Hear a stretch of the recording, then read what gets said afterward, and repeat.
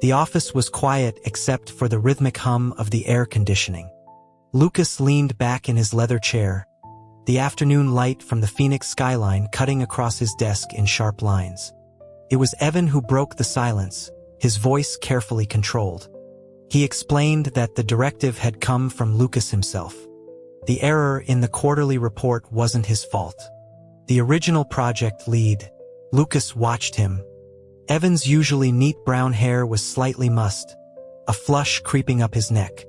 He held a printed spreadsheet, his knuckles white. It wasn't a major issue, and Lucas wasn't one to shift blame. But a single, unprofessional thought stuck in his head. An employee with no student loans, no mortgage, no pressing family expectations was a terrifying thing. The audacity to argue so forcefully. His gaze flicked to the lowered blinds covering the floor-to-ceiling windows. Thank God for soundproof glass. His credibility as the founder of this tech startup would be shot otherwise. A dull thud brought him back. Evan had planted a palm flat on the polished mahogany, leaning in close. His cologne was subtle, something clean and cedar-scented. I said all I'm going to say, Lucas. If there's nothing else, I'm leaving. Instinct made Lucas reach out, his fingers closing around Evan's wrist. He'd only meant to stop him for a second. But his timing was off. Evan was already pulling away. Their hands tangled, a brief, warm clash of skin. Evan yanked his hand back as if burned. His expression darkened, then shifted into something else. A slow, deliberate smile. He leaned in again, his voice dropping to a conspiratorial murmur near Lucas's ear. You should be careful about sending mixed signals. He lifted a hand, almost shielding his mouth. Because I'm gay, and a hopeless romantic. I chase a straight guy without a second thought. I don't want to complicate our professional relationship. So, you get it, right? He left without another word. Lucas stared at the closed door, his brow furrowing. Was that a threat? Did Evan think that would scare him? He almost laughed. The nerve. Yet, he hadn't expected someone like Evan in his company. Challenging, confrontational. He rested his chin on interlaced fingers, a new thought forming. An employee like that was interesting. The main floor buzzed with focused energy. From behind his blinds, Lucas observed. Evan was buried in work, files stacked around his monitor, fingers flying across the keyboard. He was 27, a year older than Lucas, and had been a mid-level developer here for 3 years. Maybe instead of arguing about fault, he should reflect on his own career trajectory. Lucas shifted, peering through a slat. Evan worked with intense concentration. He finally slowed, removed his glasses, and stretched. The hem of his polo shirt rode up, revealing a taut, defined stomach. A flicker of sympathy cut through Lucas's judgment. The report issue hadn't been solely Evan's fault. Where else would a stressed employee vent but to the boss? The job market was brutal. If not for family capital, Lucas wouldn't be sitting in this corner office either. Evan was trying. A good boss should show care. When Evan realized Lucas's benevolence, he'd feel remorse. He'd think himself lucky. Smirking, Lucas adjusted the blinds again. He was met with a pair of wide, honey-colored eyes. Evan was staring right back. He leaned forward, exhaled onto the glass until it fogged, and drew a clear line through the condensation with a single finger. Then he returned to his desk, offering a quick, sharp grin before diving back into his code. Definitely a unique character. Observation became a habit. Lucas noted Evan's relentless focus, his habit of skipping lunch to solve a problem. To ease his burden, Lucas began walking the floor more, offering assistance, inquiring about his workload. The tension between them seemed to thaw. One afternoon, before Lucas could approach, Evan stood and gestured toward the stairwell door. His expression was serious. Can we talk? Lucas knew what this was. Gratitude, finally. He needed to maintain decorum. He gave a curt nod. In the sterile concrete stairwell, Evan shut the heavy metal door. The echo died abruptly. You remember what I told you before? Evan stepped closer, closing the distance. He had to tilt his head up slightly. His hair fell softly against his forehead. The gay thing. Homosexual. The kind that makes straight guys uncomfortable. To prevent any impulses on my part, you should keep your distance. I don't want to disrupt your life. Then he was gone, leaving Lucas alone with the faint scent of his shampoo. Lucas leaned against the cool wall, baffled. Why keep bringing it up? Gay or not, Evan was an employee. Lucas would never discriminate. But then, Evan never mentioned it to others. He only emphasized it to Lucas. A suspicion, wild and sudden, took root. Was Evan infatuated with him? It made a twisted sense. The arguments, the proximity, the declarations, all to get his attention. The realization was followed by unease. Lucas was straight. He had no plans to explore otherwise. He had to let Evan down, but gently. The thought of those earnest, expressive eyes clouded with hurt was unsettling. He'd just have to keep his distance. In the conference room, Lucas scanned the attendees. Evan was there, looking around, whispering to a colleague. Obviously searching for him. So dependent already. Lucas presented the new expansion strategy. Evan listened intently, taking notes, his forehead occasionally creasing. Why wasn't he asking questions? Did he plan to consult some rival CEO? Lucas tapped the table. Evan, your thoughts? Evan hesitated, then opened his notebook. He pointed out flaws in the scalability plan, proposed alternative data integration methods. His voice was calm, logical, filling the quiet room. He held Lucas's gaze without flinching. Silence followed. Lucas broke it with applause, the team joining in. Innovative. I like it. My office, please. As they left, whispers trailed them. He just gutted the entire proposal. Is he planning to quit? In the office, Lucas praised his insight. Evan merely nodded. Lucas slid the project file across the desk. I want you to lead the revisions. Evan's face fell, his shoulders slumping as if carrying a physical weight. I appreciate it, but no. My ideas are in my notes. You have the framework. Perhaps you could draft the changes first, then we can review. He moved closer, pointing to his notebook. Lucas stiffened. This was deliberate. Using work as a pretext to get close. He couldn't encourage this. Are you instructing your boss? Lucas's tone turned cold. Do you want to be let go? A little, Evan said without pause. Excuse me? I said, a little. Lucas's eyes narrowed. Cheeky. Fearing he'd lose a valuable asset, Lucas enacted changes. Mandatory clock-out times, a revamped break room with premium coffee and snacks. But it wasn't enough. His focus narrowed to Evan. He assigned him an intern, brought him lunch from the trendy deli downstairs, offered to drive him home after late nights. One day, seeing Evan rub his neck, Lucas approached.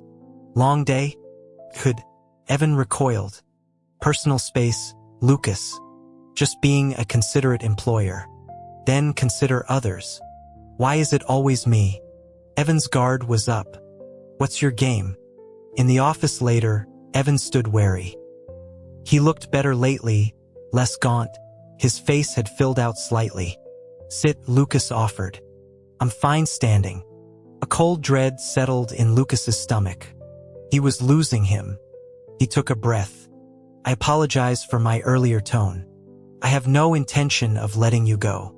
Your work is exceptional. You're diligent, sharp, and, well, you're a top performer. His ears burned. He waved a dismissive hand, too embarrassed to look up. That's all. Silence. He glanced up. Evan was staring, a stunned look on his face. Then he laughed, a real unguarded sound. He wiped his eyes. That's what this is about? I thought you were having a psychological episode. That afternoon, Lucas's heart wouldn't settle. The brief contact, the shared look, it sparked something. He was undeniably attracted to Evan. He even considered canceling weekends to see him more. He pulled Evan's HR file. Same alma mater. It wasn't coincidence. Evan must have admired him from afar all this time. Guilt and a protective warmth flooded him. He wouldn't ignore this devotion anymore. The next morning, he dressed with extra care. A new Italian shirt, tailored trousers, a discreet spray of bergamot cologne. He was late. He made several passes by Evan's desk. No reaction. On the third pass, he feigned a coughing fit. Evan simply put on headphones. Finally, Lucas bumped the desk. Evan looked up, his gaze tracking Lucas all the way into the office. Lucas smiled, shrugging off his suit jacket, flexing an arm subtly against the doorframe. He could feel the heat of Evan's stare. Admire away. Outside, Evan shook his head, muttering to his monitor. Definitely needs therapy. Days passed with no approach from Evan. Perhaps he was waiting for Lucas to make the first move. Love required effort from both sides. He started ordering afternoon treats for the whole office. Gourmet donuts, craft smoothies, artisanal cookies. One day, he found Evan nibbling a chocolate brownie. "How is it?" "Excellent. Thanks." A crumb clung to his lip. Lucas pointed to his own mouth. "You've got a little..." Evan licked it away, then pulled out a document. About the API revisions. He leaned in, explaining. The scent of sugar and his clean soap made Lucas lightheaded. He just watched Evan's mouth move. Later, an idea struck. A company retreat. A chance for connection. They went to a lodge near Sedona. Lucas planned a group hike, imagining Evan struggling, needing his support. Evan powered up the trail, first to the summit, then spent the afternoon taking photos for others, seemingly inexhaustible. On the descent, Lucas saw him shouldering two colleagues' backpacks. He swooped in. "I've got these." "It's fine, Lucas. You've done enough." He hefted the bags and marched ahead. At the rustic long tables for dinner, Evan was surrounded, laughing as coworkers plied him with local craft beer. Lucas sulked, drinking alone. He drank too much. Voices blurred. "Is the boss already out?" Someone help him to his cabin. He insisted he was fine, weaving along the path. The world tilted. At a corner, strong hands steadied him. "This way." He woke on a bed. Evan was loosening his tie. Lucas jerked back. "Whoa, wait. Evan, slow down. It's too fast." Evan looked startled. "Stop thrashing, you'll be sick." He was sick. Mortified, he cleaned the floor while Evan fetched supplies. "I'm sorry. I'm so sorry," Lucas mumbled, head pounding with shame. Evan knelt beside him. "Lucas," he said quietly, "are you trying to pursue me?" Lucas's heart stuttered. This was it. He tried to sound composed. "Well, I lied to you." Evan's gaze was steady, earnest. "I'm not gay. I said it so you'd back off." "I'm sorry." The words landed like a physical blow. It had all been a misunderstanding. His posturing, his attention, it was just absurd. A hot, humiliating tears welled up. He forced his face into neutrality. "What are you talking about? I'm not gay either. I treat all employees equally. I should go. Sorry for the trouble." He grabbed the wastebasket and fled, speed walking, then running out a side door into the pine-scented darkness. He slumped against a tree trunk. The cool air did nothing for his burning face. A touch on his shoulder made him jump. He turned, and there was Evan, holding a pair of sweatpants.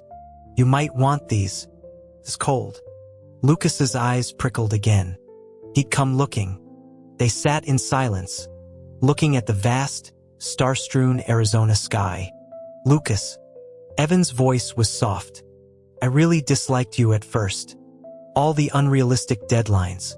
The constant micromanaging.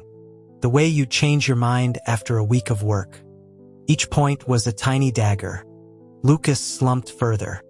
"But," Evan continued, shifting closer, "I didn't finish earlier. You've changed. You're not so bad anymore. So, maybe we could try something. See what happens. But I'm still figuring things out. I can't promise a specific outcome." Lucas's breath hitched. "Really?" "Yeah." Evan stood, offering a hand. Coming back in? You go ahead. I like the view. Once alone, Lucas glared downward. Behave. He said maybe. Epilogue: it took a year of careful, patient courtship before Evan fully agreed to a relationship. Just before his 30th birthday, Lucas felt he'd won the most compelling, sharp-witted partner imaginable. At home, they were inseparable. At the sleek downtown office, they were strictly professional. Then the new interns arrived, bright, fresh-faced, and constantly flocking around Evan, laughing at his jokes, inviting him to lunch. Lucas overheard their effusive praise. A familiar, childish petulance took hold. He declined Evan's lunch invites. He gave short answers. He avoided his gaze. Evan noticed. He closed a file with a definitive snap. Lucas tried to maintain his cool facade. What? You're jealous? Of the interns? A smile played on Evan's lips. Lucas flushed. So what if I am? Evan's expression softened, his eyes holding a warmth reserved only for private moments. That's ridiculous, he said, his voice low. You're the only one I see.